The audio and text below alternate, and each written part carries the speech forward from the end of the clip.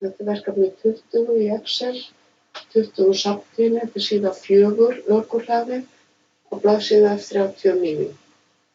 Ég ætla að útbúa myndritið og setja þetta svæði hér í blokk.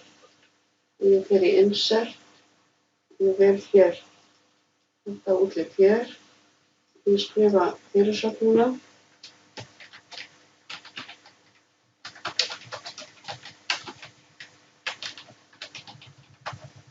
Það er komið hér og síðan ætla ég að sýna gildi við súlur.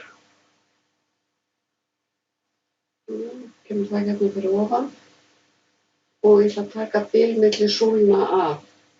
En áður en ég geri það, þá ætla ég að velja annað útlit, því annars verður þetta bara samfellt svona dökkar súlur.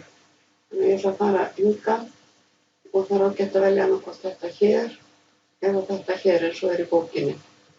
Og til að taka bilið af, smelli ég hérna á einhverja súlum, ít á hægri músana og formar data series og segi hér 0. Nú er þetta svona.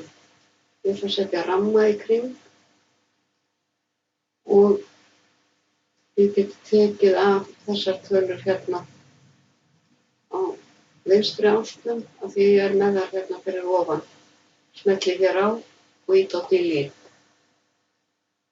Og þið getið stækkað eða minnkað myndritið eftir einu sem þið viljið, en ég ætla að hafa þetta svona.